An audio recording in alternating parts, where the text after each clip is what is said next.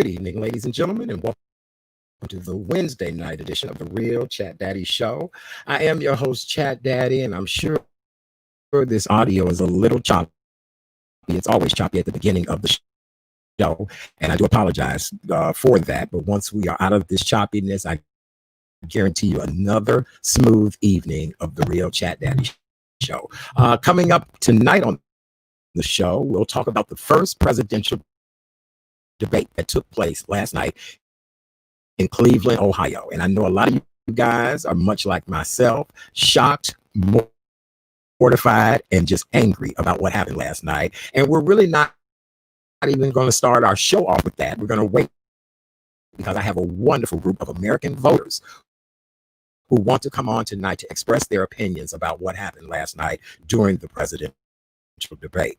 And then later on in the show, we're going to have a wonderful conversation about Black men in today's society. I have three wonderful gentlemen who will be joining me who are all fathers, husbands, brothers, nephews, uncles, you name it. And we're going to talk about where are Black men in today's society, our stances, our situations, and our circumstances that we face on a daily basis. So I'm so glad that you guys are tuned in tonight. Last night was a great show. Kay Renee and I did 1 hour of pre-commentary before the first of the 2020 debate. And as you guys can see, Kay Renee and I did not lie last night about what a show that was last night between Joe Biden and our current president, Donald Trump. Honey, it was a hot mess, but we'll cover all that later. Our co-host tonight is a Chicago businessman, quite the chef. He's a husband and father, and he's an all-around great guy.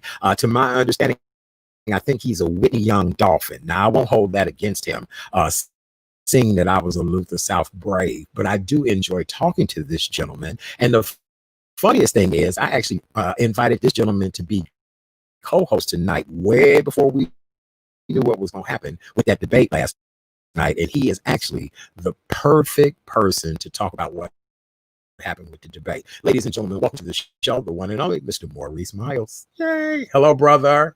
Chat Daddy, what's going on? How are you, brother? How you doing tonight? I'm blown away, brother. It is on and popping. If you don't know, you better ask somebody. Look, Maurice, I told you when we talked earlier today, I said, bro, we just cannot kick the show off with that. I said, we got to do warm and fuzzy first. And then we got to clown the rest of the show. See, I need my liquor to be able to kick in. I need my ADA to calm down because we got a lot to talk about from what happened last night at the, get this, first presidential debate. We actually have 2 more to go, brother. We ain't going to make it. We are not going to make it because in this United States of white America, they showed they behind last night. Ooh, man, I cannot wait to have this conversation. So for those of you all that are joining us this evening, do me a favor, hit the share button, hit the start a watch party button. I guarantee you at 7:30 this evening, I have an array of people who want to give some just great feedback. And the funniest thing is, I didn't even ask these people, so what's your opinion? I just said, here's the link for the show. See you later tonight. All right. So Maurice, how you been making it through since the last time you were on here with us? You and the family still healthy and safe. And I see you still doing all that amazing food that you've been doing. So how have you been holding up during the pandemic? We've been doing just as best as we could, just like everybody else, being socially distanced and safe. COVID has definitely put a little kink in my food truck business, but I'm still doing the, catering opportunities and that kind of thing. And I do thank my customers for that. So we hanging in there. And I know I owe you some jerk chicken wings too. So I got you.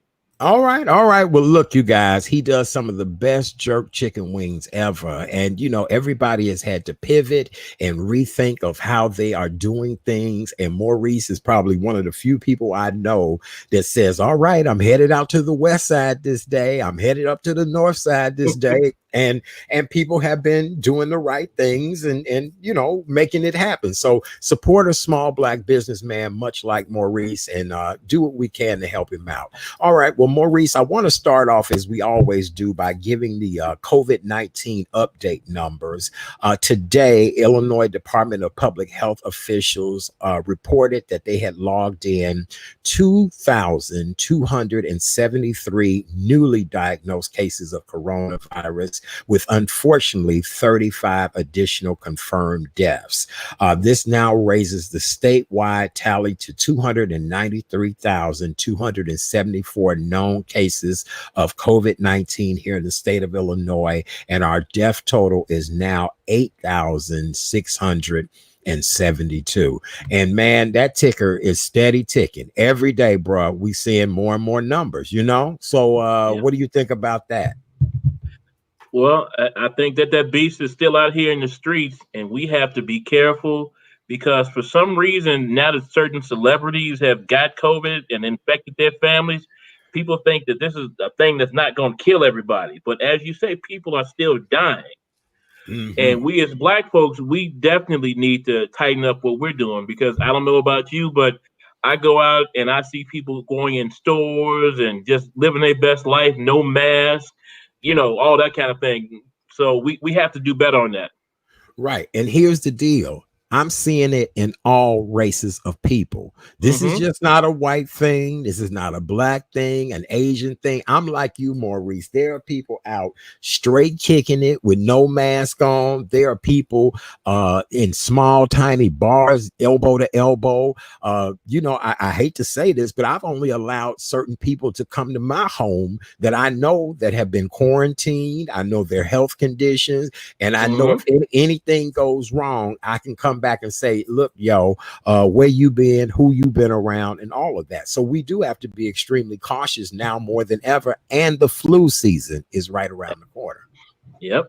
We have to, we have to treat this like gravity. Gravity's rules are absolute. If you jump off a building, your behind gonna hit the ground. I've had family members who have actually traveled to Florida and just returned, and I told them, I'll see y'all in a couple of weeks. No offense, I'm glad you're back, but I'll see you in a couple of weeks. Oh yeah, that quarantine thing is real. Look, bro, I have a couple of plane tickets, and I'm like, you know what? And an airline said, well, sir, you have to 2022 to be able to use the tickets now. I said, yeah, y'all just hold on to that credit, because eventually, but I, wanted to get away for a weekend. And I said, no, because just yesterday we added Nevada back on the list. We added Wyoming back on the list. And so, people are steady traveling and going places. So I don't know, Maurice. I just know we need to be more careful and more cautious now more than ever. Well, we need to have a unified message. And I know we're not talking about politics right now, but we have a lot of elected officials who are playing it fast and loose, and they use these masks like they're props. If I want to get a message across, one day I'm with it, one day I'm not. I've heard people say that wearing a mask is a form of control that they don't want to give the government. And I'm like, the government ain't got nothing to do with this. This is about your health and the health of the people around you. So, we have to take this thing serious, because just because you don't believe in COVID don't mean COVID don't believe in you. Hello. And as Kay Renee always say on this show, mask it or casket. And I just rather be safe than sorry. I thank God, let me knock on wood, that I've been able to make it through so far. And I pray that everybody who watches this show has been able to make it through and do the right things. And you guys will do the safety procedure in just a little bit.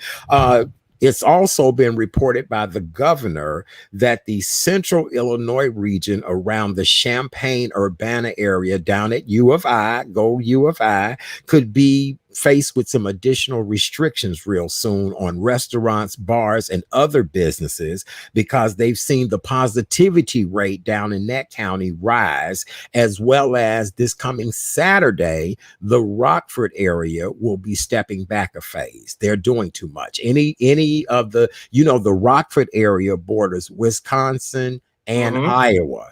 And so, people have been riverboating and partying and dancing and eating and having a good time. And so now the Rockford area will be shut down as of Saturday, or brought back a phase. And then Champaign-Urbana is next on the list of, y'all doing too much.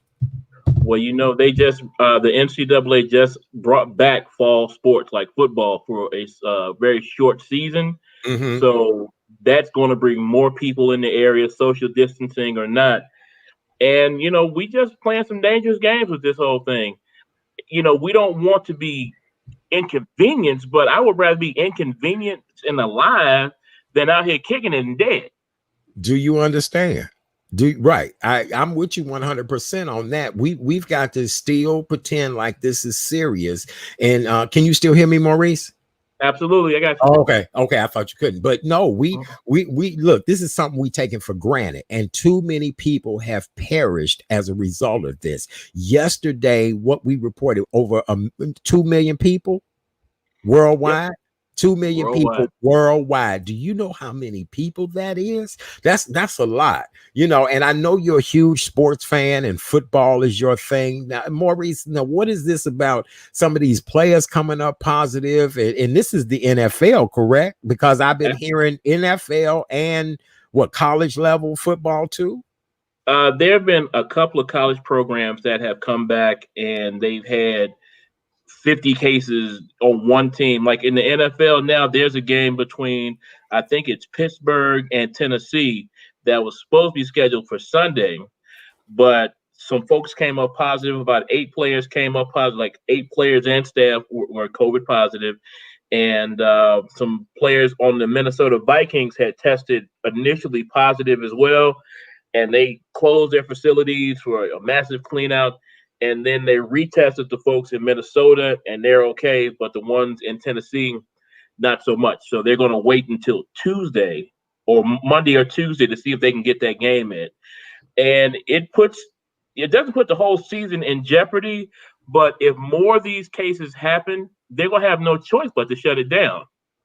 Right, right. You're absolutely right. I mean, I don't know. I mean, I think, to be honest with you, we are doing things just a little too fast and a little too soon. Unless you're doing something where everybody is being tested, where everybody is now. In what is the National Basketball Association? Mm-hmm. The NBA did the right thing. They put everybody in a bubble. I know a couple of gentlemen who are cameramen for all of these games. Look, their wives couldn't even go down there and be with them. They had to Right. wait a certain amount of time, and then the wives had to even be tested prior to getting Mm-hmm. on the airplane and tested after they get there. So, I don't know. And I just think a lot of this has to do with money and greed. College football brings in a lot of money, bro. Matter of fact, tuition is not even a percentage of what sports brings in to most of these colleges. Most of this is happening right now because there are other agendas in play. Because certain people that we're going to talk about later on need to have things as normal as possible when the election rolls around. And some pressure was put on these folks. Now, a lot of these Big Ten schools are in those, Republican states, and these Republican governors don't give two craps about anybody. They just worried about that man in Washington right now. Mhm. So a lot of people are profiting off of this, and we got billionaires crying broke now because they can't get fans in the stands, and I get it, but this is just the world we live in right now. Man, I don't know. Frontier Airline came up with a special yesterday that if your name is Orlando, whether your first name is Orlando or your last name is Orlando, you get a free round trip ticket to Orlando, Florida.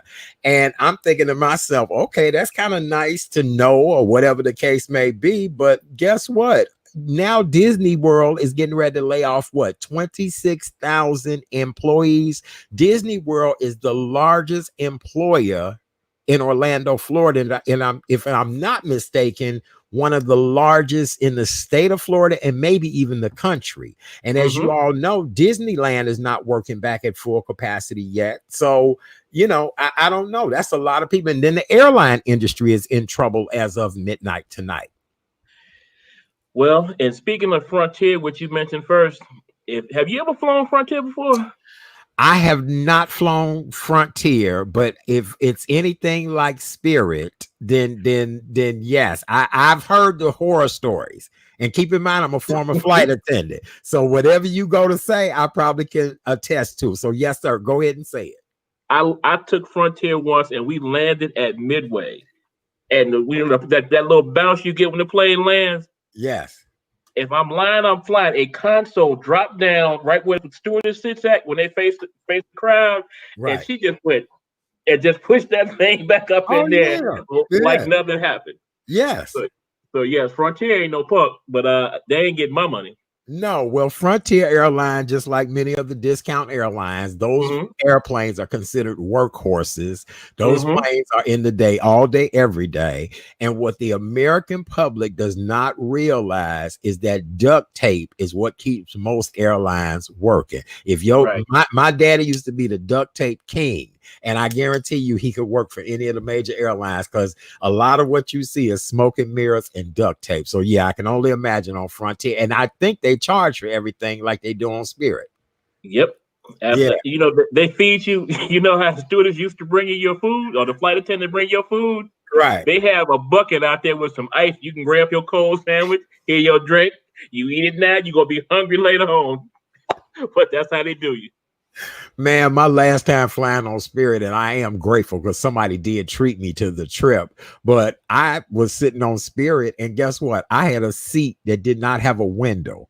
And out of all my years of flying as a flight attendant, I had never been in a seat and had no window. And I mean, this had none whatsoever. And they said, oh, yeah, the last two rows of seats are windowless. And that's usually where the crew sits. And I'm thinking to myself, even as a flight attendant, I'm taught, look out this doggone window, make sure nothing's Mm-hmm. on fire, all of that. So I just took me a sleeping pill and knocked myself out because I said, oh Lord, I'm gonna have so much anxiety by the time I get to Florida because I can't see out the window. So yes.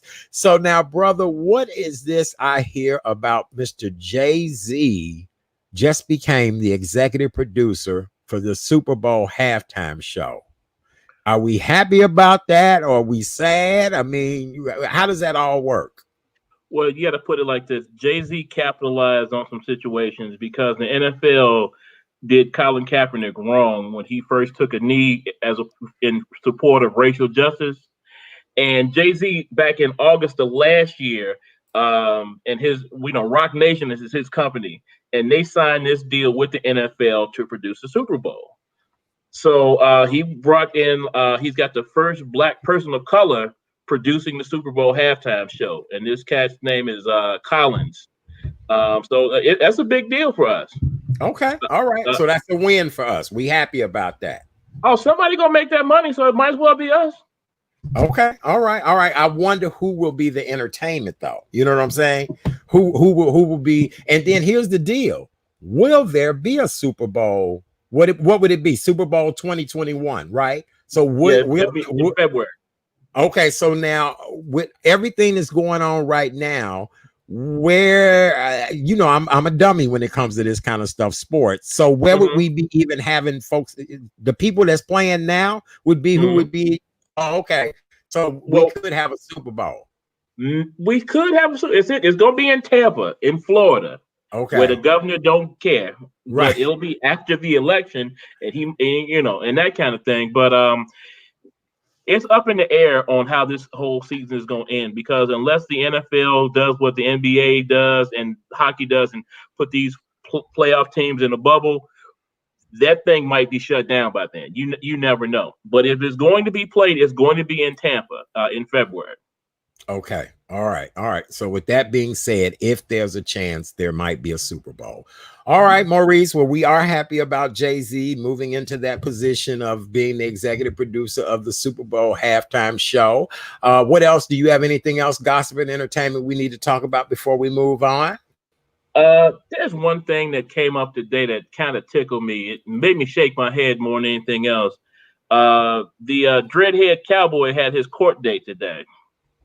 Lord have mercy. Yes, please. Can we talk about the dreadhead cowboy? Well, he was the gentleman in support of children being killed in the streets. He took his horse and rode down to Dan Ryan on a Monday at rush hour, during a pandemic. He was they were so mad at him they arrested him and the horse at 95th Street. So yeah, I know, because I was right along with them, Maurice. I was. Go ahead. Well, I caught the news conference because he was charged with felony animal cruelty and a couple of more charges. And I saw the press conference, and I know he has a lot of fans, and he also has a lot of detractors because folks get more upset about an animal being harmed than people being killed, which I thought was a trip. But what I took from the press conference was he has no remorse about what he did because of the cause that he was fighting, and I get that. But also he's upset that Mayor Lightfoot did not come to his aid because he said that she's reached out to him in the past, to come out and support things in the community. And I was like, bro, she didn't ask you to get on the Dan Ryan and ride a horse, So, I mean, what do you expect her to do? She's the mayor. I get it. But what do you expect her to do? And a lot of people are out here, they're still upset, as I said, about the horse. And I get that he's very passionate about the cause and I support his cause. But sometimes, man, we get so wrapped up in emotion that our message gets lost in our delivery. And this is definitely one of those situations. Okay, so let me say this. I'm sure the dreadhead cowboy got a check when he was asked to be the ambassador or spokesperson for the Chicago census. I bet you my last $2, as the song would say, that he did get that he got some type of check. And they were doing it to support a young black man who was doing something different, because during the looting and rioting and all of that, he rode through the neighborhoods and he does bring, cheer and excitement to people. It gives people a chance to see a horse in their neighborhood like they've never seen before. But when you go to do something like a major protest like that on a major expressway, really the expressways do not belong to the city, they belong to the state. And for you to do it, as you said, Maurice, on a Monday, rush hour traffic, po Nunu, you done woe Nunu down, you done Nunu got saddle sores and all of that. I'm trying to figure out why you couldn't have had your campaign a little more organized. What I'm getting upset about is 50 million people want to protest, but you can't get 1,000 together to do one big major protest and shut everybody down. That's my dilemma with all of this.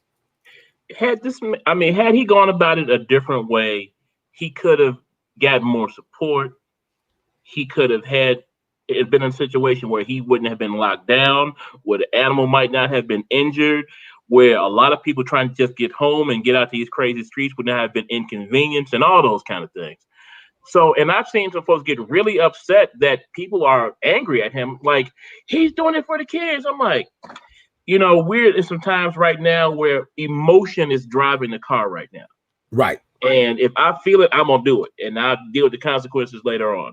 And this is definitely one of those situations. And I wish him well. And I wish the horse well too. But, there's a better, it could have been done a lot better. That's all I'll say about that. Right. And here's the deal. I have nothing against our young activists out here, because I had heard a little scuttlebutt, chat that. No, it's not. Everything is done with decency and in the right way. I don't care how old you are, who you are. There's policies and procedures to everything. Now, if he was to get together with some of these young activists and go sit down and talk to Mayor Lightfoot and tell her what is really going on, she's cool like that. She would sit down and talk with them, but not you taking your own actions into your own hands and closing down a major expressway. Everybody now think they can close down the Dan Ryan. It's enough people driving reckless out there now that, look, this reckless driving in this city is enough to wear my ass out. So now you want to bring a horse out here on the expressway too. Team too much. Absolutely. You had a little scare the other day in a car, right? Dude, yes, I did. A Lyft driver who could not see out of his right eye. You get what I'm saying? like you got to be kidding me. You understand me? The lady who was in the right of way, who almost would have just had me as a hood ornament. I saw the lady's eyes pop, wig shift off. You know what I'm saying? She hitting the curb, and he talking about, oh, I can't see out my right eye. I'm like, you don't need to be driving. And Oh here's no. here's the sad part about all of this. With me being an ambassador for the ADA and helping Americans with disabilities, he was a nice young man. I really wanted to help him, but after you killed me and I had put chocolate all over my Fruit of the Loons, you know what I'm saying? Dude, I just all like baby Jesus, just let me get home. Just let me get home. That's all I want to do is get home and call Lyft. Man, I'm glad that you made it out of it, man. But had it been me, dude would have been letting me out. He didn't have to. He didn't have to stop. I tucked and rolled. I look, I just, you know, I one of them things like how long would it? Because you know, here's another deal. Since the looting and rioting, it is very hard to get Lyft, Uber, or even a taxi on the Right. south side of Chicago now. I prefer to ride in taxis. That's my way of getting around. I only take Lyft when I can't get a taxi.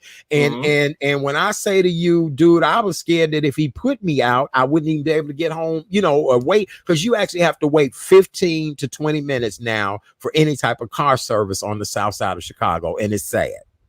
It is. It is. I mean, they say sometimes you suffer with your brother, sometimes you suffer because of him. And Right. this is definitely one of those situations. I mean, we can't even get mail delivery because the mail carriers are afraid to walk the streets. Yes, yes. So something must be done. So later on in the show, you, me, and one of our other guests, we're going to talk about the black man dilemmas. And I think we'll have a really great roundtable discussion. All right, for those of you all that are just joining us, welcome to the Wednesday night edition of the Real Chat Daddy Show. I am your host, Chat Daddy. Glad to be here with you guys. It's a beautiful fall Wednesday evening. My co-host sitting in that box over there. Oh, wait, it's this way. Over there is my good friend, Mr. Maurice, and he is a Chicago businessman. He's a chef, husband, dad, and all-around great guy. And you did go to Whitney Young, correct? You are a Dolphin, correct? I am a proud Dolphin, just like K. Uh, Renee last night. Yes, I know that you Whitney Young people actually make the best co-hosts. I'm learning that. I no shade to my other co-hosts, but you Whitney Young people, y'all just jump right on in and make it happen. I really appreciate you guys being here. Before we do our last story tonight, what do we always do on this show? Maurice, grab your mask. We remind everyone that we are in the middle of a pandemic right now, and in order to curb COVID-19, we ask that you please wear your mask. See, I got my camouflage on. I wore camouflage tonight to be able to fight about that presidential debate we saw last night, that brown emoji show. We want to remind everyone to sanitize. Please make sure you sanitize. Put some sanitize on your hand. You got some, Maurice? Okay, good. Yes. Make sure you rub your hands real good. We prefer that you guys use soap and water, and make sure you get under your fingernails so you can get all of that little brown emoji from under your nails, just in case you might have some in there. We don't know. We're not judging. Social distance. Stand back at least 6 feet. Stand back, stand back. Oh, I look like one of the Supremes. Stand back, stand back. Yeah, yes, Maurice. And brush your teeth still. Just because you got a mask on, please brush your teeth. Because look, the other day I caught a whiff of my own breath under my mask, and I thought I was gonna pass out. So halitosis is running rampant. So yes, wear your mask, check your breath, chew some gum. Another thing that we want you all to do, and we always say this on this show: if you're not feeling well, do what? Keep your ass at home. Keep your ass in the house. Keep your ass in the house. As I said last night, if you call your job tomorrow and say, hello, they're gonna say keep your ass at home. They're gonna know. If you don't sound like that normally, then they're gonna tell you stay in the house. So please do these things so that you're able to protect yourself, your family, your friends, and your loved ones. All right. So Maurice, one last story before we get to the main round. I meant to bring my bell tonight because I got a feeling. You know what? I just think this is gonna be a read session. I think every guest who has been invited to be on here tonight, I just cannot wait to hear what they have to say. Yesterday, Kay Renee and I were talking about the perks of being the president of the United States.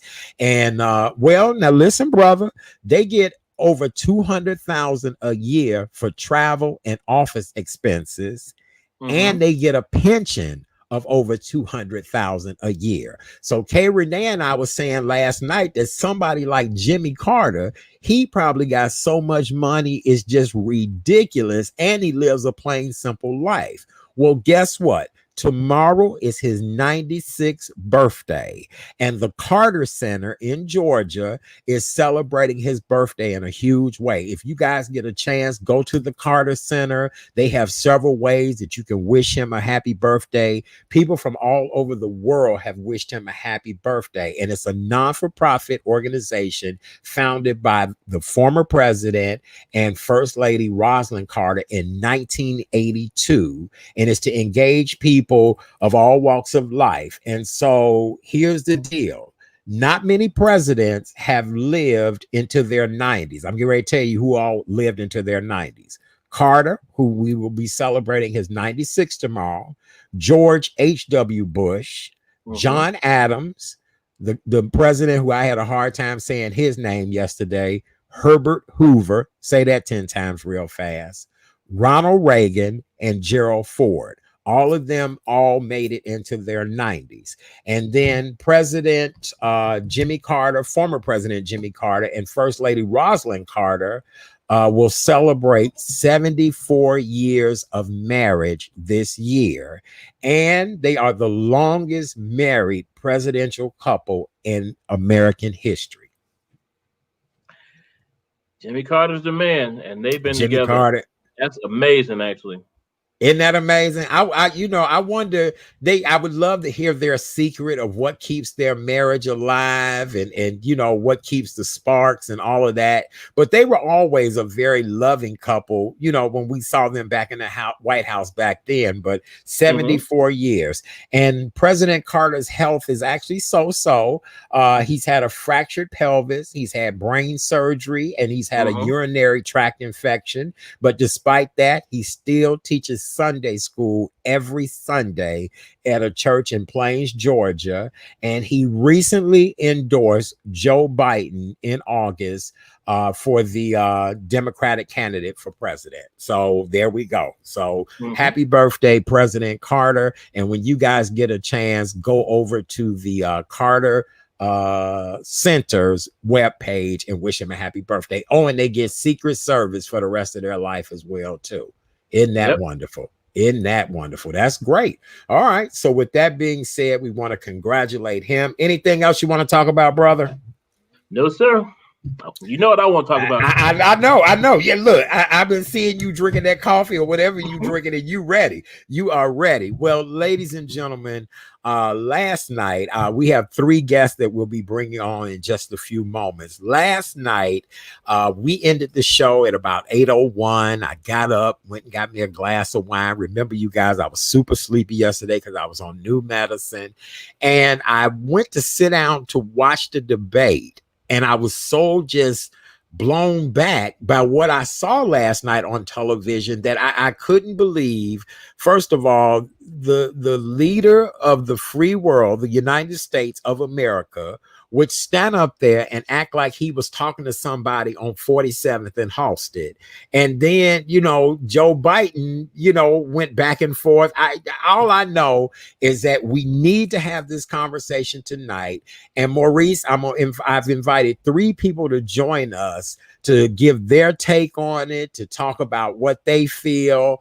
And here we go. So our first guest is Chicago's very own actor and comedian, Rome Anthony. On his page, he is known for, on his social media pages, for giving his take on a lot of the things that have happened in our country, a lot of the day-to-day things going on. He's been co-host here several times before. Ladies and gentlemen, welcome back to the show, our good friend, Mr. Rome Anthony. Hey, brother. I would try to come over here like I'm really glad to be here, but pandemic, orange head president, I call him the OC. Ooh, how y'all doing? I mean, not OC, OE. What's up, man? Chef Boyardee with respect, because ain't nothing coming from you in a can. That's right. How y'all? What's going on? I've been listening to y'all. Hey, man, I'm good. I'm surviving. So when the reality is I'm surviving, I'm glad you invite me, because the only thing I think that's therapeutic about what we're going through is being able to talk about it. And then you find out, hey, you ain't by yourself. Right, right. Well, this morning I put a post out for people who wanted to give feedback about what happened last night. And this young lady was actually a guest on the show a couple of weeks ago. And she said, well, Chad, I don't know if you repeat guests. I said, ma'am, you are booked automatically. She did such a great job the last time she was on the show that I am really excited tonight to hear her take, because she was on point, funny the last time. And everything she said, we couldn't do anything but shake our heads and say amen. Ladies and gentlemen, welcome back to the show. Our girl from Oklahoma on the range, the one and only Miss Kim Coleman. Hey, Kim, how are you? Hello. But I'm originally from Chicago. Don't forget to say that. I'm a Chicago girl. I went to Homewood Flossmoor class of 85. Yeah. That ain't Chicago. That ain't Chicago. Right, that's the suburbs. Right, that's right. The suburbs. Right. She trying to let you know I know how to whoop butt too. Right, that's right. Kim, good to see you tonight. How you doing? It's good to see you too. You all were so funny. You funny every night though. One day you're gonna have to have me on talk about that Lisa Ray the Brat incident too. Oh, honey. Do you know about that? Baby, you'll be back next week, because I was looking for somebody to do gossip about all that kind of. Okay, I got you. I'll talk to you tomorrow. Don't worry. You'll be back next week. Just get ready. And last but not least on the show tonight, I wanted to hear from a parent who had their child watching the show last night. And we don't even think about this. We knew our college students were sitting around watching this. We knew our future registered voters were sitting around watching this. But most of our young people in this day and age, they are engaged because of social media, because families have been at home with each other during this pandemic. And so tonight we have a mother and daughter duo who are going to talk about what they saw last night. I'm going to bring Susan in and let her introduce our daughter since she's a minor. But ladies and gentlemen, welcome to the show, our good friend Susan. Hey, darling. Hi, honey. How you doing tonight? We're doing great. This is my daughter, Loriana. She's 16. Hi. Well, hello, Loriana. Right. We always let the parents introduce, because the kid might be like, Mama, that ain't my name. Right. So, right. We didn't want to put y'all on Front Street. Susan, it's so good to have you here with us this evening. We are excited. I was glad when you said, hey, mother who had a teenager watching last night, and I definitely wanted to get that feedback. So now, Maurice, I'm gonna let you start, and then I'm gonna pass the ball over to Kim, and then we'll go from there. So go right ahead, Maurice. What was that we watched last night, sir? That was a piping hot mess from the beginning to the end.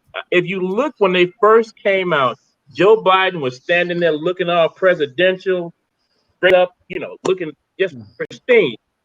Trump came out the back like he just hit that yayo before he came out of it. Coat all open, tie crooked. It was just on and popping at that point. It was the worst thing I have ever seen as far as trying to be a presidential debate or anything politics-wise. I've never seen that level of disrespect, that level of no morals. It was just a terrible situation. I'm sorry. Go ahead. And I have a disclaimer about Joe Biden. Everybody's like, well, Joe might not have his fastball anymore. He might be too old to hang with Trump in the debate. What we need to also realize, Joe Biden is a stutterer. And when you stutter, if you get upset and you get flustered, you're not going to do much communicating. And he had to process, because I think Joe Biden got some G in him too. And I think he might have wanted to cuss a couple of times last night. So that's my disclaimer about Joe Biden. Just give him some time. He needs to, process before he can speak. Well, I said last night on social media that Joe Biden need to reach down in his shoe and pull his switchblade out and go on and cut him. I just said, look, we all know Joe Biden looked like the type of man that would carry a switchblade in the heel of his shoe. And last night got so ghetto and ugly that really, I said he needs to reach down, get that switchblade out of his shoe and just start cutting. Because that was a street fight they had last night. That was not a presidential debate. debate. It was not. Kim, I'm gonna let you come on in and give your take on it. What happened last night, Kim? What did you see? Well, it was a basic train wreck from what we all saw. It was not two gentlemen. Well, one gentleman didn't act like a gentleman, didn't follow the rules. I've been watching presidential debates since probably 1976, and that was the worst one, as was stated earlier, that I've ever seen. When you enter into a debate, when you enter into the political scene, there's certain things that you have to sign agreements for. And that was what Chris Wallace was saying to Donald Trump. He said, your team signed an agreement that you would listen to the other person and then answer, let them talk for 2 minutes, and then your answer. What Chris Wallace was basically saying to Donald Trump was that you are not abiding by the rules. And so if a person cannot abide by the rules, then how can they be the leader of the free world? And, you know, we may get into some of this later. He brought up his son's drug habit. He brought up Bo Biden saying that that Joe Biden was last in his class, which I'm not even sure if he was. But even if he was, it's not relevant. We have over 200,000 people who are dead from a pandemic. We have other economic situations. And you're going to bring up somebody's son's past drug? It was just gutter. He is from the gutter. And I hate to say that about someone, the president of the United States, but we have to get this man legally out of office. It was interesting to watch. Rome, what was your take on it last night? And then I'm going to go to the mother and child last, because I got a feeling that the impression that was left on her child last night, I can only imagine. So, Rome, what did you take from all of this? All right, so ni hao, hao jia fang ji ha, mushi mushi, konnichiwa. You know that, you know, necesita practicar español y tú también. That's what I heard last night. And if it was 4 years ago, it would have been a hilarious Saturday Night Live skit. But it's at the end of 4 years of seeing this every day, and it's not funny anymore. And Kim, you mentioned gentleman rules, and I've been saying it since he got in the office. Gentleman rules do not apply. Donald Trump has gotten as far as he's gotten because he does not go by norms and standards. There's no laws. There's, you know, I'll show you my taxes. It's a precedent. He said, so if he don't have to do it, he has not done it. He has mastered the loopholes of Americans' concept. That is what he has masterminded, the loopholes of American concept. And moving forward, we can't, everything can't be, what are those executive orders? It has to be locked in law. We got to overdo the Supreme Court. So what I saw last night was, if you listen to Joe Biden, I think it's kicked in. We're not going to predict. We're not going to answer those questions. We're just going to stay and because if all Joe could have did was be quiet, maybe 10 more minutes, and it would have been 10 more minutes of embarrassing Donald Trump. Because Joe, they saved Joe. Joe looks like he has Alzheimer's. I would have won every day. He looked like the less he say, the better he looked. If they would have just let him go on and on and on, he probably would have said yabba dabba do, because the Fred Flintstone's gonna be my Secretary of Rock. You know that if they would have left him going, but they stopped him. And then he got really strong when that dude started talking about the military, and he talked about his son, because he forget Bo Biden. He's so fixated on hunting Biden, but he was talking about the military and mentioned his son. Oh, he brought in a whole new anger. And Joe didn't stutter. Joe was crystal clear. If you think about, hey, you need to back up off that. Yet he didn't lose his cool. So I was totally impressed with the VP. I just think it's a waste of time. I don't know if you heard the discussion today. Should he or should he even do anymore? If you look at what Donald Trump uses precedents for, to get the message, because see, everybody don't have cable. The debates will be on regular television. So everybody, poor, white, stupid, dumb, ignorant, will see the debates. And that's like what he said to the boys, stand by and stand down. So they don't need to debate no more, because I guarantee you, every time they open up a debate, they're just giving Donald Trump free space to leave those messages. Okay, and that's something I want us to bring back up as well too, because that stand up and stand by, whatever we'll talk about that in just a little bit. Susan, you and your wonderful 16-year-old Loriana, correct? And Correct. glad to have you both here. I'm gonna bring you two up close so we can hear. So now, what was the vibe in your house last night? And tell us what you both thought. I think 5 minutes into it, we were cackling like little teenage. I was, the teenager as well, because it was just absolutely hilarious at his whole take on things. And I encouraged her to watch all the debates, as many as she could, because she is able to vote in 2 years. And 2 years after that is the presidential election that she'll either be voting to keep whomever is in office at this time, or my take was everybody who ran for president may come back up in 4 years. So you will be an informed voter in 4 years when you make your first presidential vote by paying attention to what's going on right now, because all of those voices are going to come back and speak again. So that's how we even started to watch the debates together. Even though I did it when she was younger, just so she would see mom doing it and understand what it meant. But overall, it was a hot mess. It really was. Loriana, what is your thought on all of this? I mean, really, you see people in school fighting, you know how your friends can fight, all of that. And really, I can only imagine. What was your take on last night? Well, first of all, I think we can all agree that it was a mess. And I just, honestly, it may be, but it's not a difficult choice who to vote for, because obviously Trump was acting rather like a child, and Biden was kind of just, he was elegant. He was elegant with it, but he wasn't like an adult trying to stop the child. I feel like he was more as the older sibling who kept talking over the child and tried to get to the point as if they were arguing like siblings. That's kind of how I felt.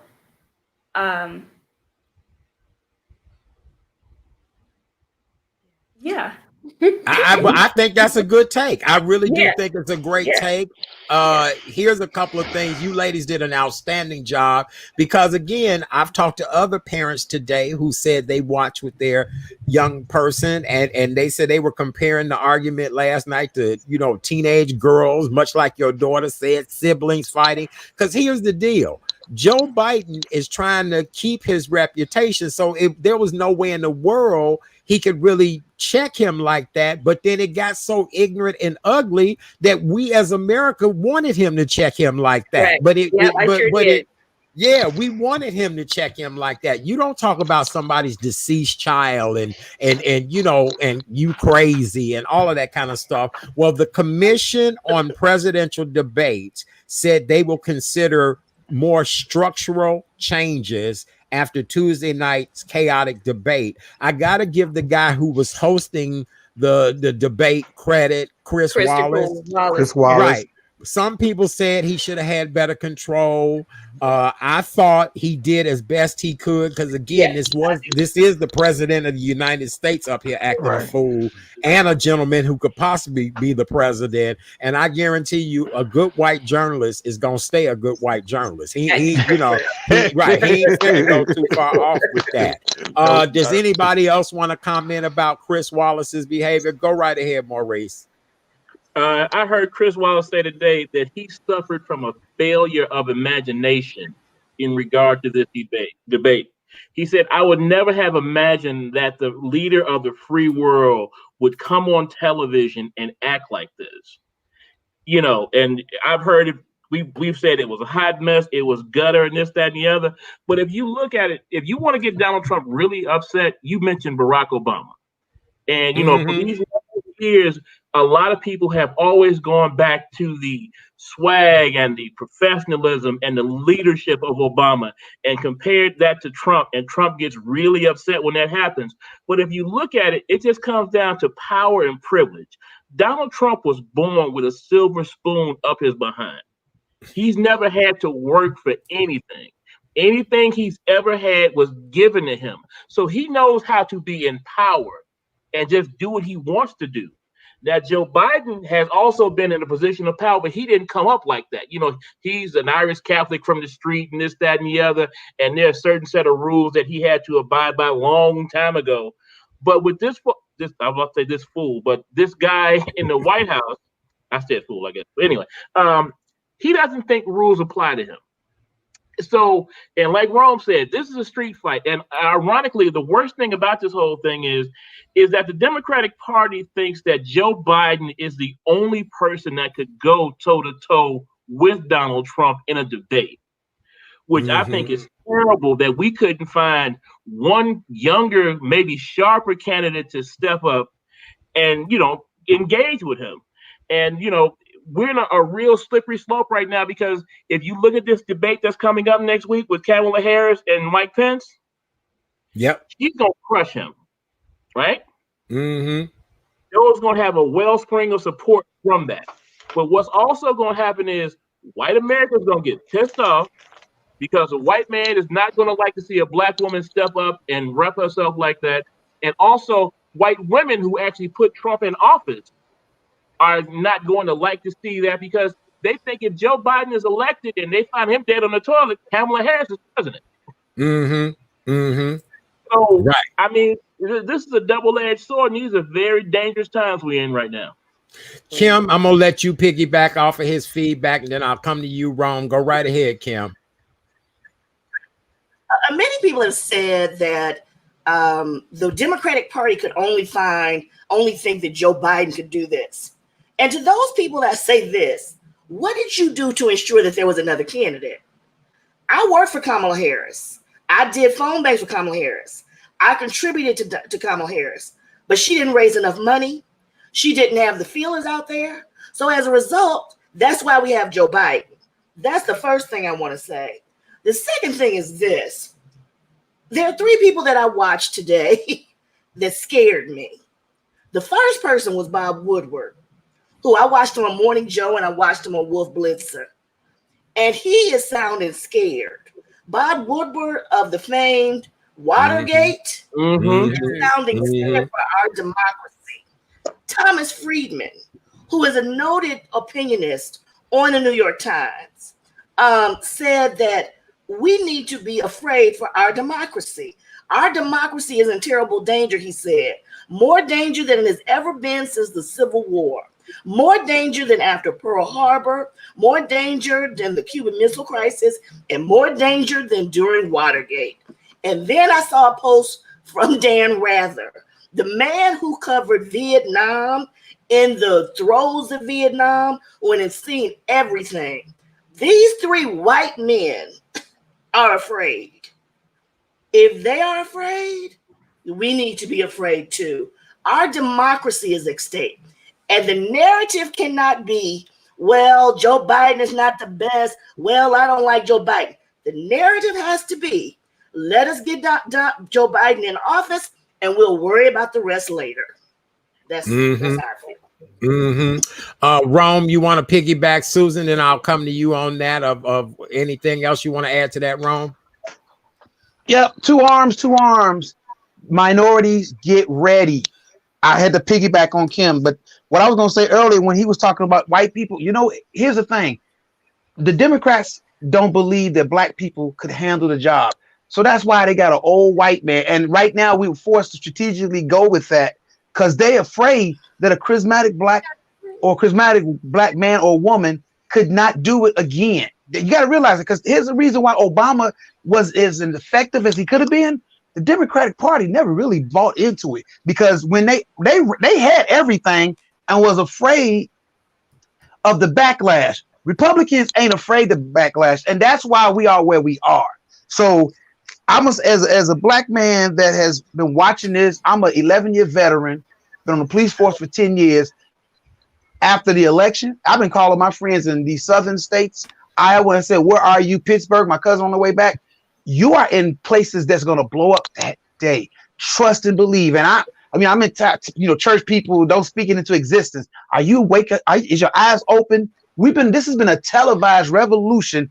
But guess what, black folks? It's the white people that's televising it. And they done, like we said, we saw it several years ago. They took their mask off and they've used the loopholes. Remember I said the masters of loopholes to do everything. Police brutality is nothing but a loophole, because if I kill one of y'all, immediately I'm locked up. I got to go prove myself innocent. But a white cop, the loophole is he was in the act of his job. No matter what they say, look what they just did with that woman. They went in her house while she was asleep. But none of them are guilty because what they were doing was in the act of her job. So this right here is a rally cry to arms, to all my minority people. We got to defeat this. But the minority people right now, whatever our differences are, no, it's time to band up and defeat them. We're going to come out on top. But how many people are not? I'm like, I wasn't worried about that. Like, oh, when we keep saying black people get ready, stop calling us theory. Was it theory? Say it, somebody for me. Conspiracy theory. Yeah. That right. It's because people have been so afraid of that thing, and they mislabel us. The minute Martin Luther King stood out, they called him a communist. And people are like, oh, he's a communist, and probably still don't know what a communist was, but they didn't like that word with a black man. Black people have the capability to come out on top of this. But as a veteran, as a soldier, we about to lose some casualties. But I hope our street Negroes arm up and realize you guys can become our vigilantes. You know what? All you GDs, BDs, MCs, all you vice, all you gangbangers throughout the entire country. But in Chicago, this is the time to take over your territory and look out for anything lighter than me. Make sure I said me, because I don't want to get, I don't want to get mistaken. I'm a homeboy from the Wild Wild. I'm done. Okay. Oh, okay. Susan, as a influencer here in our city, a woman of influence across the country, a mother, are you concerned about our country right now? What would you like to see done differently? Absolutely concerned, because I have a investment in it right now. You know, my immortality lives in her life now. So what I would like to see is just more parental range like myself, not to be afraid to have those simple adult conversations with your child. My daughter has, and I have the ability to get all the things that she wants, but she has always been comfortable with just what she needs. We've never been that family that needed to have anything because it had somebody else's name on it to show somebody else. Of course, we have the things that we like, but the placement of desires and is in the wrong place for a lot of us nowadays. We need to have more tangible physical things that make us look good in society instead of being good in society. So it's on me. My mom left the impression on me as best she could. I'm my mother's 20th child. My mother had 23 children. Wow. And I will not sit here and lie to you and say all of us are perfect. My mom was perfect in everything she did for us, and we went on and did our own things. And I have some great brothers and sisters, and I have some average brothers and sisters, and I have some brothers and sisters be like, you better watch your bag when they show up. You know, my responsibility is what my mom left with me that I'm leaving to my child. And that's to make sure she understands her role is if she has that career in life where she can get that and buy that and wear that because she can, I hope that she mentally makes the decision, is it necessary? Can I live without it? Is it for me and not for me to show to others? All of that reality conversation that we're missing in our children. I'm trying to put it in mind, and I would love to see that with more parents. I have a good network of girlfriends. You know my girlfriends, Yeah. and they are those parents. So I like to surround myself and my child with the people that are interested in seeing her grow, whether she wearing something we got out the thrift store or whether she wearing something that we got from Nordstrom's. They love her no matter what. They Right. raise her no matter what. They teach her no matter what, and they guide her no matter what. We're missing our villages. We're missing our villages. We're completely missing our villages. When this pandemic happened, of course, my daughter was home as everybody else kids. And then people were wondering what to do with their kids. If you hadn't made friends with your neighbor, because if you live in an apartment, the lady across the hall from you probably is going through the same thing. And if you don't have enough energy or common sense or just face the reality that y'all need each other, talk to her and her kids, and y'all get along with each other, because the days she go to work are the days that you off. So now you got at least 2 days covered with your kids. And then Right. how about the neighbor next door to her? Can y'all work that out? We are missing our villages. I come from one. I have one. Wow. Well, now I need that more. I agree with you. Now, you want a spot back on the show, because I've had 10 people text me to say you got to talk about coming from a mother who had 23 kids. 23. People said they just want to look. I done had 10 questions sent to me about 23. Wow. Okay. So, but great job. You're absolutely right. Now, here's what I was hoping for last night. I was hoping that both of the gentlemen would talk about working families. Unemployment is at an all-time high. Disney just said they were letting people go. Airlines said they were letting people go. People who are on unemployment have not gotten any kind of incentives. It's not like jobs are calling back. I know small business owners who are steady drowning in debt and not able to stay afloat any longer. Healthcare, being someone with a pre-existing health condition, and we didn't hear anything about that last night. And here we are in the middle of a pandemic, and none of that was even being able to be talked about last night, because it was nothing but a fight. Kim, what do you think about everything I just brought up? Those are very valid points. All of those should have been brought up, but because the person who's in the White House did not follow the rules, Mike Wallace couldn't make those arguments. Mike Wallace had a list he wanted to talk about that was released before, and most of the things that you had on there, Art, were on there, but he wasn't able to address it. Let me just say this. We live in a me society right now. What is this going to do for me? What is this? How does this affect me? And it's okay. I get it. The pandemic is affecting me too. These things are affecting me too. But the beautiful thing about the civil rights generation, even if you want to say about the suffragist movement, is that they understood, I'm not doing this just for me. I'm doing this for the future generations after generations. That's why I was so upset when people in the last election was saying, in the 2016 election was saying, well, this is such and such about Hillary, and Hillary's the same thing as Trump. You have to think, when you're voting, this is just my opinion, you have to think about, how is this going to affect the generations after me? I remember watching Eyes on the Prize. I get passionate about this. And a gentleman said, I don't want my kids to go through the same thing that I went through.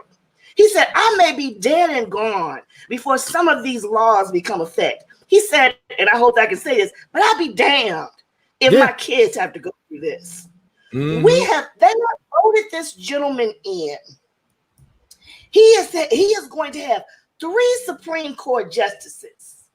This affects so many things: Voters' Rights Act, affirmative action, LGBTQ laws. Okay? This is going to, the ramifications of this is going to be felt from generations to generations. So we have to have those other two debates so that people can see exactly the stark contrast between these two gentlemen. So that people, and the other thing I want to say, and this is it, I want to dominate. If you are an undecided voter at this point, you need to smoke a joint and get a hug, because there's no way these people just want to be on TV. I mean, my goodness, what does have to happen? As the woman dressed that said in Lion King, dress and drag and do the hula. I mean, give me a friggin' break. I agree with you 100%. Look, Kim for president, y'all. Kim for president. Right. Maurice, follow up with what Kim just said. Bring it on home. Well, the most dangerous thing right now is this. I don't want folks to look at this debate last night and think just because Trump acted a fool that he is out of this race. His base still is going to love him regardless. And if black folks think, oh man, he done, and we fall for the okie doke, we right back in the same situation we've been in before. And as far as this whole, making sure your vote counts, I had a guy I was talking to. If you ever want to waste some time, talk to a black Trump supporter. They will raise your blood pressure to the point of you want to commit a felony. But this cat asked me, "You're a black man just like me." I'm like, okay, keep going. And he's like, well, what for you has changed under Donald Trump from Obama? And I guess he was expecting me to say something about the borders and all this kind of stuff. I said the thing that scares me the most are the judicial appointments that he has passed through. The man said last night he's pushed through 300 judges. And we as black people, when it's time to vote for judges, and that's coming up in November, we voting for the names that sound black. Yep. But you got white folks with black sounding names who have horrible records as far as, being over cases with black people, but we're not educated voters. That's the thing we need to be right now, not just registered, but educated voters, and make sure that we're not just voting a straight ticket. We're looking at who we're voting for and not throwing our votes away. Because if you look, the Trump supporters, and I know I'm pissing some people off, the Trump supporters are the same people that love Willie Wilson. Another rich man with money who gonna do what he want to do, regardless of what anybody says about it. So, but that's all I got to say. Absolutely. You're absolutely right about that. Rome, I'm gonna come back to you. In closing, what do you want to say on this segment? And I'm gonna allow everybody else to have a closing thought before we move on. Go right ahead, Rome. What's your closing thought about all of this, the next debate, and will you be watching the next debate? Of course, I don't have any other options. I'm still dealing with COVID-19 and a pandemic. I'm an extrovert with introvert lifestyles right now. It's called quarantine. So we everybody know what's going on. The young people that does social media, internet, I'm convinced that because it's in everything. It even on their TikTok, they just want to dance and be ratchet, bougie, wop, wop, wop. But in between all that, Trump is out there. So this is a pandemic, not just dealing with COVID-19, but the guy who got in the White House, and now he done pulled back all the layers of, like I keep saying, the loopholes, but the white people that's never enjoyed losing the Civil War, this is their descendants. And combined with just poor, white, dumb people that don't know nothing. What's that? The poorly educated is who we're going to have to fight. Just like the black Trump supporters are just the poorly educated. And when you talk to them, they say stuff that's so unlogical. As a comedian, sometimes I have to write it down because I'm like, you put all that in one sentence. But when you're trying to really process, you going and you believe that right now, it's not funny anymore. And look, I went to school with Vicky, and I don't know if she did it, but I remember in second grade, we voted. I remember voting in second grade. That's 1972. And that started the process. Don't tell her my children didn't vote, didn't get the silver. They didn't get the silver education that we got. And there's a whole society out there that don't know what we know, that we got in SIPs every year that early. And it's black, white. Every culture in here is uneducated when it comes to voting. That's why Barack got in office, but nobody got it that you need to vote in the midterms. Because if the people would have gotten it, they would have got behind him, but they didn't get it. All right. Well, thank you, Rome. We appreciate you. Susan, I'm going to come back to you and your lovely daughter. Your closing thoughts, what you want people to most know, and let's go. You want to go? So my closing thoughts are, I was watching an interview where they interviewed in 2016 some voters in, I believe it was Michigan, and then they went back with them to see if that when they voted for Trump then, that they still vote for Trump. And about half of them were still voting for Trump. But this one particular gentleman said, and I agree with his statement, so just hear me out before you hear it. I mean, hear it all. He said he is now voting for Biden because the first time in his Republican life, he's voting Democrat because he sees that Biden has a plan that's going to make a difference. He didn't necessarily address what Trump's negativities were, but he said, not every Trump supporter is a racist. Not every Trump supporter is sexist. Not every Trump supporter is homophobic. And he went down the list and he said, what Trump supporters are the group of people that for so many years have been unheard. And Trump is speaking to them and they feel like they have a voice through him. And they don't necessarily fall into any other category other than being probably the quiet kid that is stuck on, with the bully. So they, in essence, like a Stockholm syndrome. So I truly believe that. So those people who are stuck in the middle are the ones who need to be embraced. And as Kim said earlier, if you don't know who you're voting for by this point, then something is wrong with you in a deeper fashion. And if you're choosing not to vote at all, that's just beyond me, completely beyond me. So my closing statement is just figure it out, like today, right now, and make a difference for you. And I love it.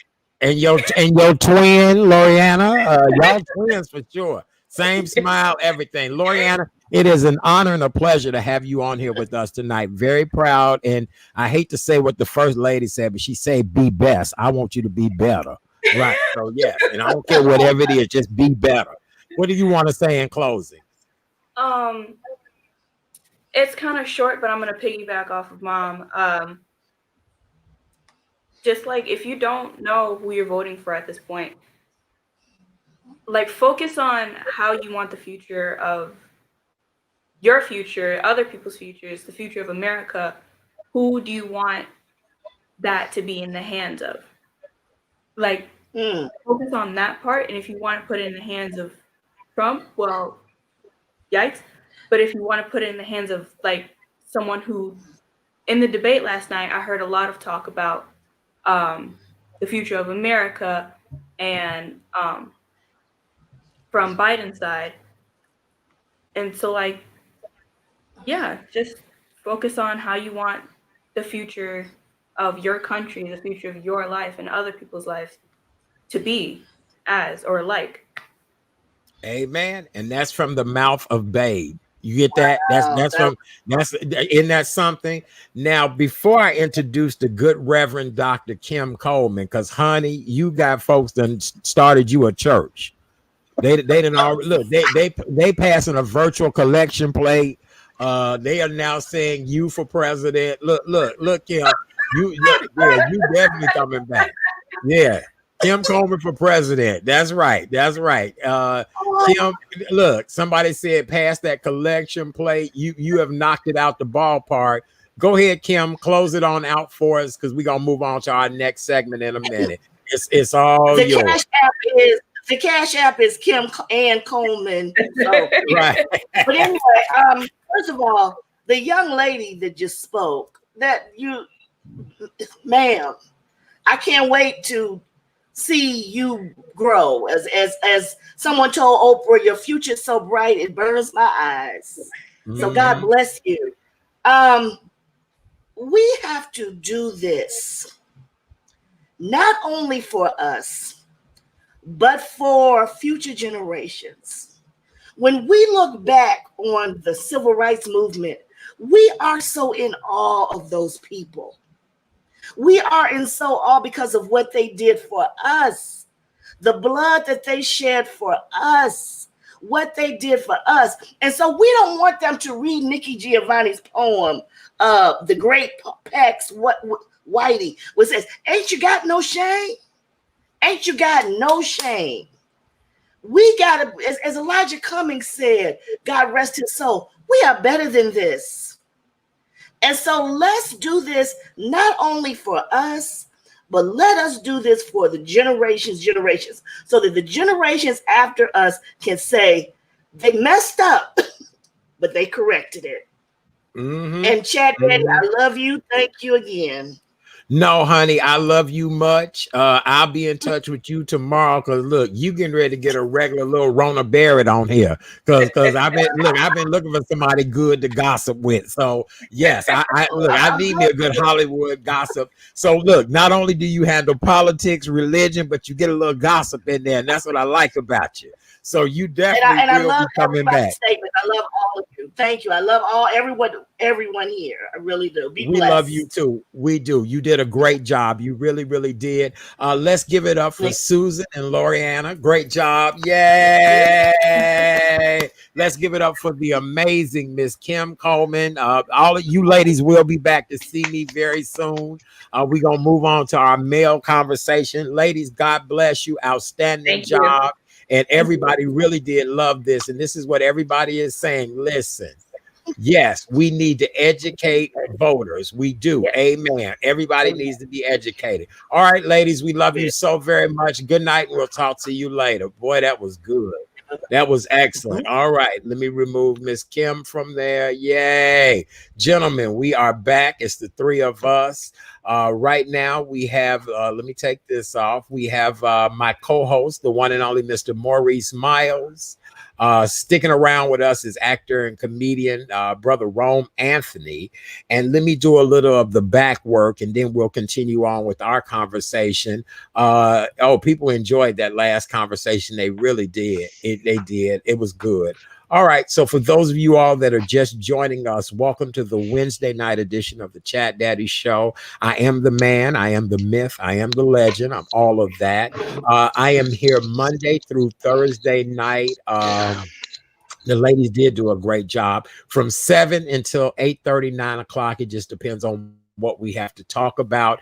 Our hot topic this evening was all about the first presidential debate that took place. It was really a debacle. No, it really was a damn shame. I'm trying to use fluffy journalist words, but it really was a damn shame about what happened last night. So we just had a great discussion with American voters about what they felt, what they saw. We had someone as young as 16 on with us just talking about what happened last night and just how we're all just dismayed with what we have to deal with. Coming up on the Thursday night edition of the Real Chat Daddy Show, Dion Nicole Smith is back.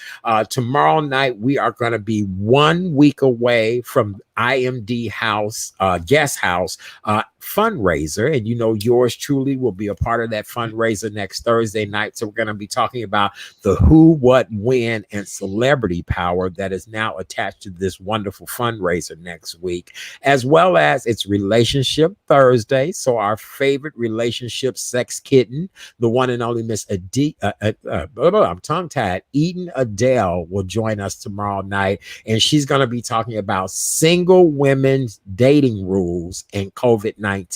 So for all you single ladies, tomorrow night, make sure you tune in, and we're going to talk about your dating and COVID and what you need to do and make yourself aware of. All right. As I said before, my co-host is the one and only Mr. Maurice. How you doing over there, brother? You all right? I'm doing good, brother. Hang it in there. Good, good. So where you at with all of this that has happened? You know, we got to talk about the good old boys. And I figure 3 black men talking about the good old boys is better than having them women. This is almost like having bourbon and a cigar, you know? All right. Sounds good to me. Yeah. Yes, sir. So, gentlemen, Rome, you okay down there in your box? Yes, sir. I'm good. Can I say, Okay. I just wanted to say it was a pleasure meeting Kim. I know Susan, and I never met her daughter before, but that was a treat. Those 3 women, I liked everything I heard tonight. I just wanted to be able to throw that out there. Yes, they did do a great job. We appreciate them. Yes. All right. So Maurice, you sent me an inbox message saying that we didn't talk about the stand down, get ready, be ready. Right.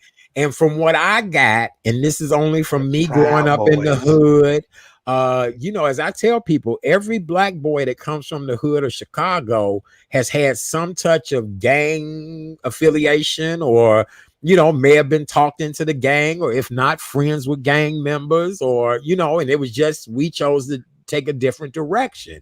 But what he said to me, what I thought I heard last night was a call to action to white supremacists. It was almost like, you know, gangsters whistling. It was almost like throwing up a certain symbol. And that's what I thought as a black man last night, that he said, come on, white boys, get on your high horse and let's get ready. Maurice, I could be wrong. Help us down this road, and then Rome piggyback off of Maurice.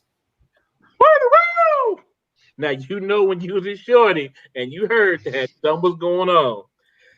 Last night, oh, there you go. The man put it out there. He said he would not denounce the white supremacist organizations. He said, stand down, but stand by. He also said during the course of last night that there are poll watchers that he has out in the places that are early voting right now. So basically saying voter intimidation and voter suppression is a real thing. There is a war upon us if we care to realize it or not. The thing that he hit me with that I don't know if anybody picked up on more so than just not sanctioning and the stand by and stand ready thing was when talking about canceling that racial sensitivity training, he said that it was a radical and revolutionary idea to make people of other races treat other folks the way they want to be treated. But the thing that really hit me upside the head was he said it goes against our core values. It teaches people to hate Americans. And the real one was, and I don't know if you heard this, he said it's a reversal of positions. That's basically said to me that we're trying to make black people as important as white people. So, as I said, these are very dangerous times that we are living in because the fools and the idiots have elected their king. And Donnie ain't getting up off that bag easy because he already said, if I lose, it's going to the court and I ain't giving this up easy. And this is not going to act like, you know, people think it is. And, you know, everybody's talking about that WAP. Rum, you heard about that WAP, right? All day, WAP, baby, all day. Okay, but see, the WAP we talking about right now is weapons, ammunition, and prayer. Mm-hmm. That's where we at right now. Mm-hmm. We need to prepare ourselves because on November 4th, America is still sick. And that's if Donald Trump is in office or if Joe Biden is in office. Mm-hmm. You don't know how these people are going to act. You better stock up and load up because just like it was riots downtown, you never know what these fools are going to do. So, Rome, what do you think? First of all, if Donald Trump wins, they'll stand down and then they're going to strategically do what they plan on doing in his second. We'll get it slowly. If he loses, it's going to start that moment. It's already started. I mean, again, we've been hearing dog whistles. The thing that white people, you know, one of the reasons why you couldn't have certain white people go up against Donald Trump and nobody younger, white people got this innate ability to kiss behind and they don't know how not to do that. So they have this always looking up. You know how you can have a rookie, like when Michael Jordan stepped on the court, he totally disrespected everybody because he said, I'm your equal. Black folks will come into office and do that. look, I got crushed in corporate America because when I sat at the table, I pulled out my notes and I went to articulate an argument. A black man ain't supposed to do that. That's why any minority would have stuck it to anybody on the other side. We saw it with Barack Obama. A younger white person would have naturally lost because they're not, that's their grandfather. And that's just the way they're raised. They are raised to count each other, except for if you're not up there. You know, that's why they know it's no such thing as a white race. Call an Italian Greek and see how quick you get. Just like call a Mexican or Puerto Rican. These black people in America that are descendants from slaves are the only ones that don't get that part, but the rest of the world have roots. But what we see right now is and they'll fight each other. I've been watching, since we've been in this pandemic, been watching a lot of movies, a lot of older movies, all this violence. It was white on white. We grew up watching white movies and production, white on white. But the minute black got into productions and we put something out, oh, look at all this black on black, and just blew it out. Like we created Scarface when Scarface was named after the Italian before the Puerto Ricans. Everybody but white folk, we're doing a repeat of violence. If we learn how to, beat our children, people, black men, where do we learn that from? Slavery. It's innately passed down. Hurt people. I think our first this year chat art, we mentioned that just on relationship. Hurt people, and that's what we see in the black community. But right now, if we hurt, take that anger, arm up, like Marie said, and y'all better be ready to fight because it's coming. We can't stop this train. Nobody ever destroyed Rome. Greece was not destroyed. Egypt, those are all major countries that imploded. We are watching it implode, and only by a grace that comes from somewhere, if we win this election and black people stand in their place along with other minorities, and we really mean about equality across the board, that's our last stance. Other than that, it's just going to be another cycle. It's going to be another, and we just going to be people. I mean, look at all the Chinese people live in communist rule or socialist rules, and we meet a lot of African brothers that come from countries that got kings, and that kings can be cruel. And you don't say, but you know what? When you grow up not talking back, respecting the order, we just gonna have a rough time with, because the order's gonna change.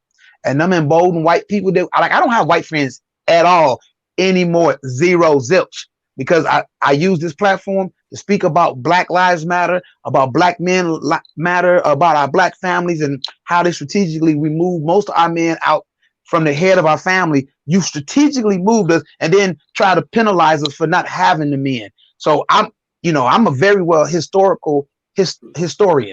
I know my stuff. I have a question. You have no more white friends? None. Why?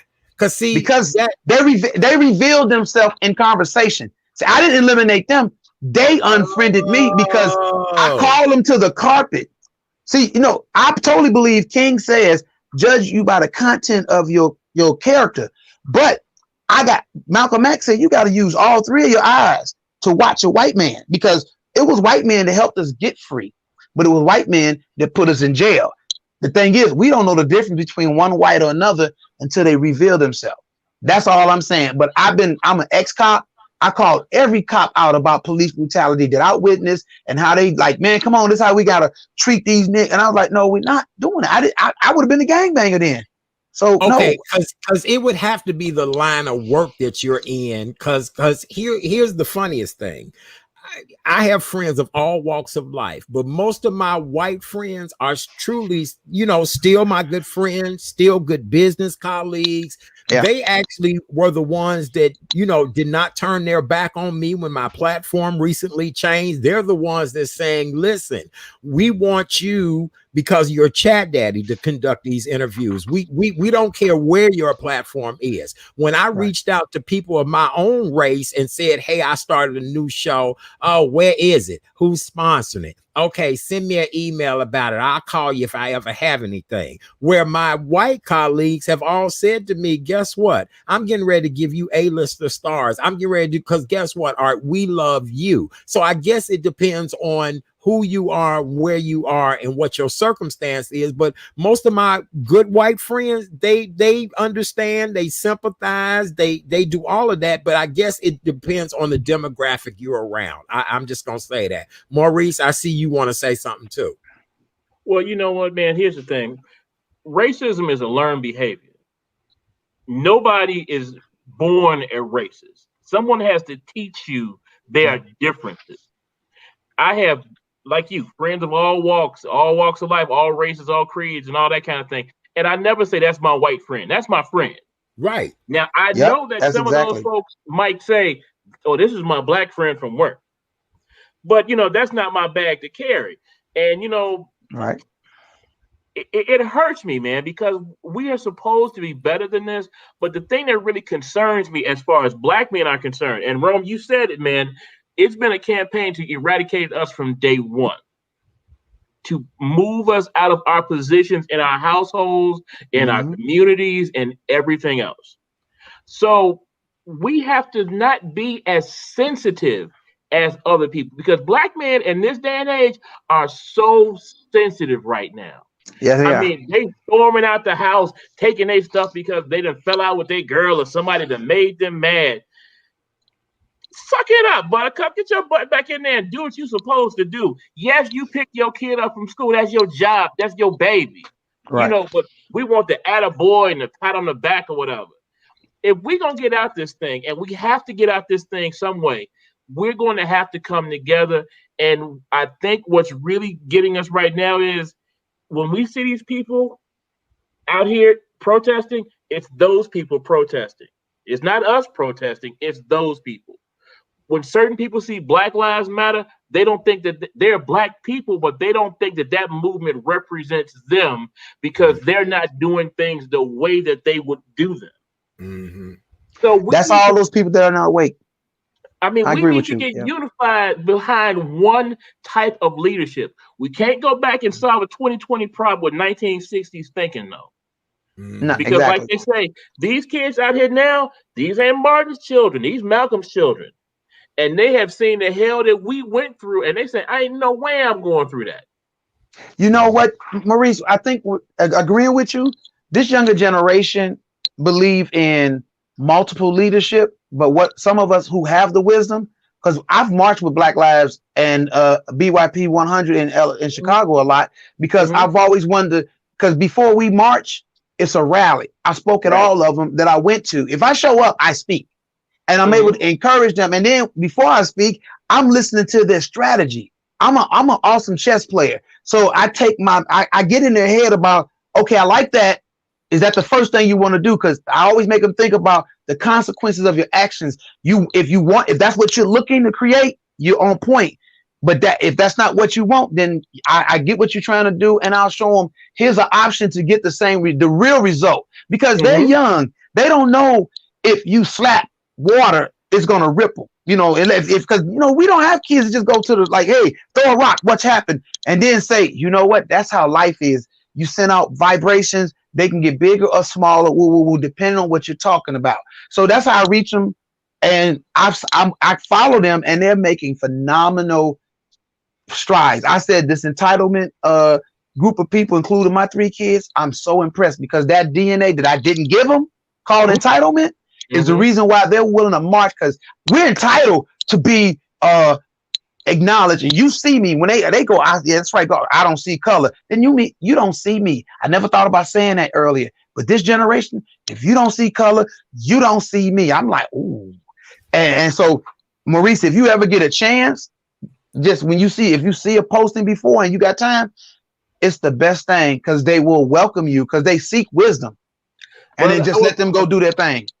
Oh, I'm not saying that I don't embrace the younger generation, because no, I know you do. I know. I'm just I know you do. I was just I was inviting you to get some of that joy. That's what I was saying. Yeah. Oh, absolutely.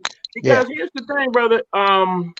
We are leaders, and the biggest quality that a leader has to have is we have to be going somewhere that people want to go. Come on now. That's the thing.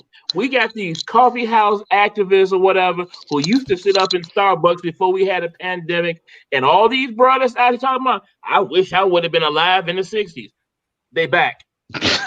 Right. They back. Right. Right. These coffee revolutionaries. Okay, I like that. Still, bro, they back. Get out there and do something. You can't walk past the brother with the white T-shirt on the corner and be afraid of him because that's your brother. Right. You can't. But you know what? That man different. And we had a similar conversation. They called him something else, but I said, while you guys are doing the footwork, go into that coffee house and tell those keyboard revolutionary people what you are doing, because you know what they're going to do? They're going to get those re-clicks. That's why it's working right now, because you and I see like, really, that's what you do. But they found value in that. They said, no, that's what they do, because I don't want to sit behind the keyboard. I want to not niggers. I want to, they say what they want to do with them more on the physical. They want to march. They want to speak. They're articulate. But the ones who don't speak, they can do all that on the internet. Right. That's why it's amazing. If it wasn't for the internet, we wouldn't be where we're here today because of Trayvon Martin. That was social media that put that out. And then next thing you know, Black Lives Matter, somebody clicked, another Black Lives Matter, somebody clicked. And guess what? The fact, it's crazy how sexuality becomes a conversation during our revolution. But that's separation right there, because, well, wow, did you notice that it was women that created and said, look, no, a hashtag created, and the first person saw it just happened to be a woman who said, I do believe that Black Lives Matter, click. And the next person happened to be a gay dude or whatever, and they want to say, is it? And then I saw how they try to tear that apart. But this generation said, and I love it. So what? Sexuality has nothing to do with revolution. And when you fighting, like, bro, are you into men or women before we fight? That's not gonna happen. That's some old school stuff that back in my day. Right now, sexuality is such an irrelevant conversation other than respect. Right now, we need to all come together, pay attention to what's being said and not said. Like Donald Trump, like with the dog whistles, but he's screaming now. And we're hearing it, and people are like, I know stop shaking it off. What you are hearing is to arms. Minorities, get ready. That's all I'm gonna keep saying that. And you know what, brother? It is time to mobilize. It's time to do all these things. But what we need to do on the other side of this pandemic, we can no longer normalize abnormal behaviors. Come on. From ourselves or from other people. Yep. It's time out, because we've all been at work and had to bite our tongue because a white dude said something that rubbed me the wrong way, and I ain't trying to lose my job and this, that, and the other. Those times over with now. Yep, totally. We need to get ourselves together, because right now, if anything else, that shelter in place shows that we are not sustainable people. We don't own anything. We buy stuff, but we don't own anything. Right. We don't own grocery stores, pharmacies. Yeah. We need to get ourselves together where we can consolidate everything and make it black. Maurice, I had to make sure I didn't talk about these things because I know we was talking about last night, but it's after we win this, and when I mean win this, and now that Black people are talking about the agenda, which means you have to undo separating families. You have to undo separating Black people from education. That's why I was talking today about voting when I was a child and my next generation. When you talk about ill behavior, like this generation is going to be the hardest to get them to not sag, because there was a whole generation of little bitty babies doing their normal life and seeing grown men with their pants sagging. I wore a blazer because even pimps in my day wore a blazer. If somebody tell me to come to a casual, it might be this t-shirt and I'll throw a blazer on top of it. It's all I know. So that's going to be, so I say it like that so that we can recognize they're not going to see the wrong in it if we attack them. Right. When I used to teach the gospel, the one thing the best teacher told me is people need to know that you care, Rome, before they know what you know. So, brother, you sound like you're going to be mentoring. And I always try to plant that seed. If you mentor, if they know that you care, then they're going to open up. Then you can tell them everything you need to know. I got so many Black men that are not my boys walking around here on social media in different areas of Inglewood and Woodlawn doing their thing. And I'm proud to know that I had something to do with it. I don't shout their names out. I only let them shout me out, because what I do behind the scenes is not that. That's not the reason. But I'm sitting up and looking at two guys on a regular that I had some input on. They just needed some encouragement. I'm talking about from one dude was from the street gangs to the schools, saving Inglewood School, one school at a time. Now they did a documentary on them, and he GD to do yoga. I was like, dude, you do yoga and you folks? Come on, four of them doing Nam Yoho, Renge Kiho, and we laughing, but that's what he was doing though. I got to touch that. So I want to create thousands of those, because anytime that you can pull a nerd out of a man, you got somebody that's going to be phenomenal on the other side, because it's a nerd in all of us. But our community have got so comfortable with like, you want to do that? And remember back in the day, if you did something different, that's gay. No, I'm so glad I didn't let that stop me from being a kung fu person and ultimately the entertainer I was, because I could care less. Doing kung fu would have made you gay? I didn't know that, and I'm the gay dude. I didn't even. Wow, I didn't know that. You, really doing kung fu? They said that, but they said that in Roseland it did. No, they just made it something else. They may have just been reading into something else. Was it my South Fist? Because I didn't know doing kung fu would have made you gay. Because if that's the case, oh, okay. I digress. Shut up. I'm like, I'm the gay dude and they never heard that one. Okay. Shut up. I'm sorry. Okay, Maurice, where were we? Well, like I said, man, we back at that call to arms. I mean, and that's more than a notion, because just like being black right now has been weaponized by certain folks. It's been commercialized by other folks. Yep. You know, my Black Lives Matter a long time before the Black Lives Matter movement. You know what I'm saying? So we need to understand, and we need to give our people a sense of self. I mean, and we going over the same social issues that we've been going on before. But see, right now, when I say that the streets might get bloody, that's what I really think is going to happen. They have, even before this happened, they were kidnapping our young ladies and our girls and our people. You know, folks just disappearing. So we have to come together, man, and we have to stop seeing the differences within each other and just understand that we are God's chosen people. We are beautiful. And they don't want us to get together, because if we ever get together and stop what we're doing and stop being distracted, there's nothing that they can stop us. Because right now, we're more Cliff Huxtable than James Evans. And we need to get back to that James Evans side of our personalities. Well, now, gentlemen, do you remember when Bill Cosby wrote a book about the state of black folks in our circumstances, situations? I actually thought the book was excellent. I thought it was a great book.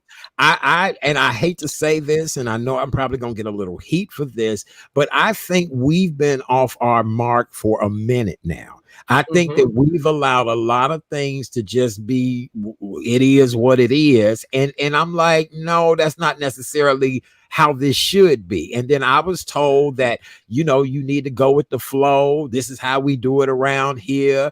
We used to it being like this. And I'm thinking to myself, when I was born, I was told that abundance and wealth and prosperity was to be mine. I was told that I was to live a good life, take vacations, do all of that. And as a black man, I found that, you know, my own people have been against that more than anybody. And that's what's so frightening to me. And a lot of what Bill Cosby said in his book, he is sitting in prison now for slipping Mickeys, allegedly. But a lot of what he said in his book is like a disease that has festered now. Sagging pants, economically deprived neighborhoods, still don't give a damn about a lot of different things. And then, you know, social media has really made it even worse. So I don't know, maybe it's just me, and I don't want to start a whole different show. We might have to have a part 2 of this, but as black people, I think a lot of things need to be elevated to a different level. Can I quickly say this? That was the first time that's why I have a group page called Behind Enemy Lines. I said, when you let your enemy point out your enemy, and that's when Bill Cosby wrote that book. A white reporter probably asks another prominent black person, so how do you feel when Bill Cosby tell you their fathers, you know, are not at home and stuff like that, and got that person either indirectly or directly to dispute that, and it went down that spiral where they try to create what black men don't appreciate. But the fact was, it was true, and if you were a good father, you wouldn't have been offended by it. So it was only the people who was offended, and that was the reason why I came up with Behind Enemy Lines. Our whole existence since the civil rights, when we were on, because think about it, back then, don't check, hey man, when a man come around here, when the pig, brother, what's happening? We talked in that code, and you don't, can't no man tell me anything about my brother, man. But today, it's easy to get tripped up. Some people, like I said, are intentionally, some are unintentionally dogging or critiquing everybody, and then they start a movement around it. Because what Bill Cosby done on the end, or got caught for the end, is nothing in the scheme of how America go. He should be allowed to rape a few women if he was positive, but because he was black, and I get it, he deserved to be in jail, but only because he was black would they show that morality. Because look at all the other white men in Hollywood or anywhere getting away with it, or even the politicians, they was getting away with it. I mean, because to me, if you get caught and you already 60, 70, 80 years old, I don't know if that's getting caught. You know, your best years are behind you, and now we're gonna put your 75-year behind in jail for 12 years and call that life. That's the game they play. So Bill Cosby, anything that if you go back now, and that's what a lot of us are doing, pulling up that book that you bought but you didn't read, because as soon as you got it, enough media, what's the word, narrative, got in your head that, oh, this is what he's trying to say or she's trying to say, and you start repeating that, and you start creating a fallacy around Bill Cosby. Mm-hmm. When Bill Cosby was if it wasn't for Bill Cosby, we wouldn't have the success that we have right now, because that was how college became our thing, because of Bill Cosby. And the two could be true. He could be I want to take advantage of women if I can, and still be like, but black man, raise your children, the Cosby kids, showing you how to just make something out of nothing. Because that junkyard was better than Mr. Whoopi's 3D BD board. You go in that junkyard and you come out, hey Rudy, look what I made. Y'all remember? I know y'all remember Bill Cosby, the Cosby kids in that junkyard. Whatever they want, they made it.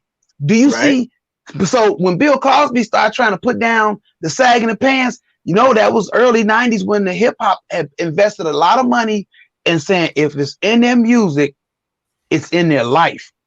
So our music, they were saying, stop the power, black man, poor righteous teaching, all this stuff, diggable plan, where things was just melodically uplifting. They changed it and started calling all our women names, and that was by design. But Bill Cosby said, no, pull your pants up. Bill, you're interfering what our plan is, and that's to destroy your people. And people don't want to believe that they have strategically succeeded at doing that.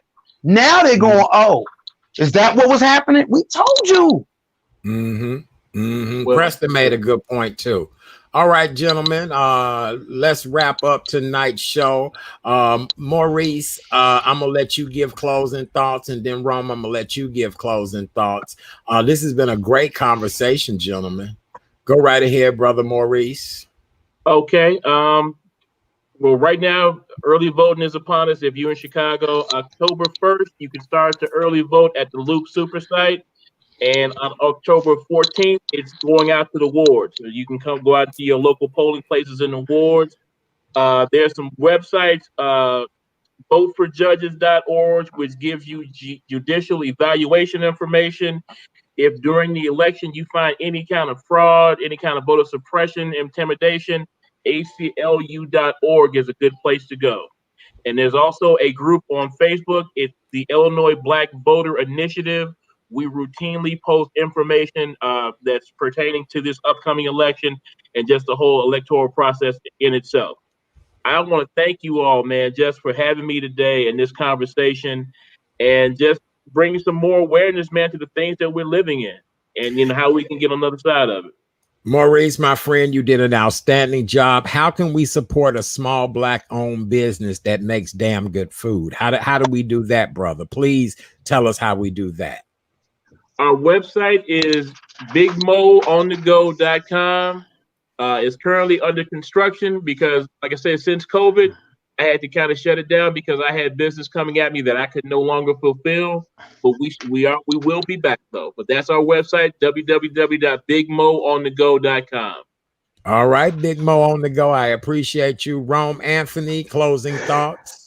Man, that is so ghetto, and I love it because you ain't ghetto at all, but you're Big Mo. That's all right. I'm gonna support you, bro, because I've had first of all, I had your food before. But I done said everything I need to say, except for, like Marie said, vote. Voting has always been our power. And if you don't recognize, if they are trying so hard to take away something from you, just ask yourself why. Why are they trying to stop Black people and any minority from voting? Because it's powerful. It's powerful. Stop letting our enemies identify our enemies. That's all I got to say. Art, you always controlling this. And anytime it's a subject where I can just speak my truth about, hey, get a 16 clip and be ready. Right. The revolution is here. All right. Well, gentlemen, I thank you so very much for your feedback, your great response this evening. Matter of fact, all of our guests have just been outstanding this evening. This has been just a really great show. And as you guys see, the medicine didn't make me sleepy tonight. I stayed woke the whole show. Last night was a mess. Glad that you guys have tuned in to the Wednesday night edition of the Real Chat Daddy Show. I have one thing I need for you guys to do for me. Please go over to YouTube and subscribe to the Real Chat Daddy Show. If you do that, it'll help me out tremendously. It's free. It does not cost you anything. I won't knock on your door on Saturday mornings asking if you believe in me or not. I just need you to go and subscribe over to the Real Chat Daddy Show on YouTube. Easy, simple. You can do it. Free. Also go over to Facebook and go to the Real Chat Daddy Show on Facebook. Subscribe to that page as well too. For more information about yours truly, you guys can always go visit therealchatdaddy.com, therealchatdaddy.com. On behalf of all of my guests this evening and my amazing co-host Chef Mo, Mr. Maurice, and my brother Mr. Rome, and all of our other guests, to all the beautiful women. It's always a pleasure. We just found out that one of Trump's key people have resigned. That was breaking news while we were on here tonight. So, honey, it's going to be more white folks falling out than teeth in a raggedy mouth. I'm just telling y'all how it works. I don't know, but we'll all see. Gentlemen, God bless you both and have a great night. Thank you again for being here. I appreciate you. Wakanda forever. I love you both. Thank you, thank you, thank you. Well, ladies and gentlemen, we've come to the end. I think that's being here tonight. We do appreciate you guys. Next tomorrow night, Relationship Thursday. Our good friend is Dion Nicole Smith will be with us as our co-host. And what else we got? Relationship Thursday with Ethan Dale, our famous sex kid, talking to all you single ladies tomorrow night about trying to get you a man during COVID-19.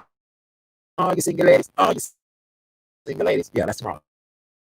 All right. I love you all. Have a beautiful night. Thank you so very much for being here. Go to the realchatdaddy.com for more information about me. I'm probably breaking up. I love you guys. See you.